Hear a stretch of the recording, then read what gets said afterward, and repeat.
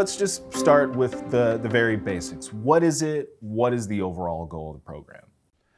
The overall goal of the program is Michigan needs to get more competitive in many respects. But one respect is those citizens who have a four-year degree.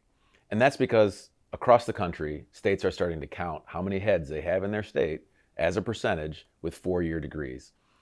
Now, Michigan happened to start this race behind. We were in the bottom third. Now we're making up ground, but the truth is, at least on this metric, Michigan has now decided across bipartisan divides that we need to have more four-year degrees. Now, the role we play in that is to help a lot of people who are contemplating whether they should or can attend college. We are an open access institution that has very few barriers. We're in your neighborhood. Our cost is low. Our programs are wide.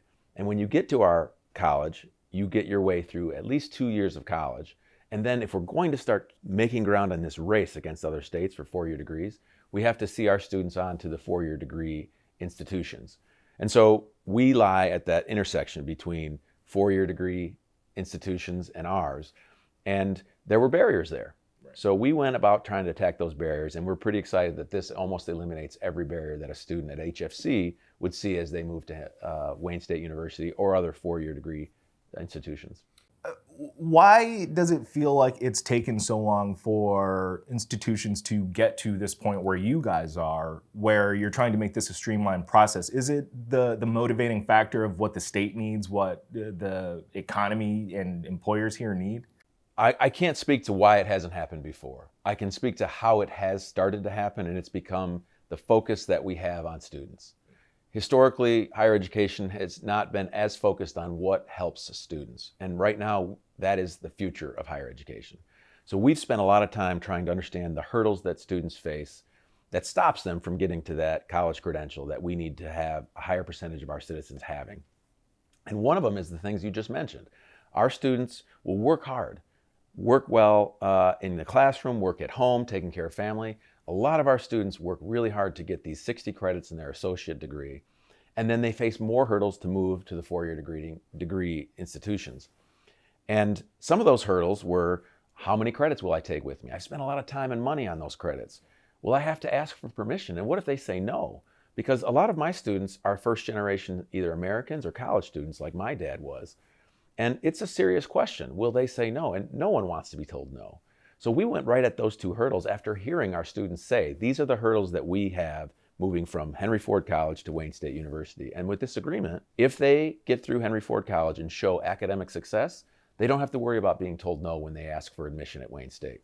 And if they collect 60 credits, they don't have to worry about whether those 60 credits travel with them. And that is really focusing on students, and that is where we're going to make up ground on this 60 by 30, getting 60% of a Michigander population to a post-secondary credential.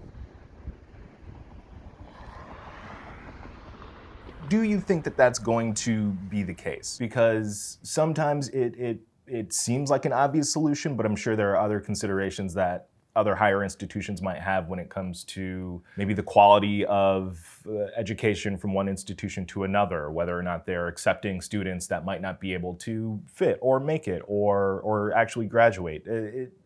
Do you think that what you guys are doing is going to catch on? Let me just be blunt. I talk to students a lot, both at universities and community colleges, and there has historically an idea that community colleges were for a lesser student. And that couldn't be further from the truth. That's my experience here, that it's not the truth, and the experience of my parents who are community college graduates. Community college students have an opportunity to be just as good as anyone else, but they're using the access portal that we have, which has a low barrier for cost and a low barrier for geographic distance from your home. And I know that because when I talked to President Wilson, I said, look at the students that we bring you.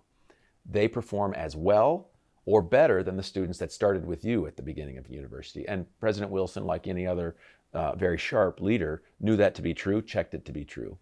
But still, we said, we don't have any interest to send you students who are going to come to your institution having left Henry Ford College and then not be successful with you. That won't.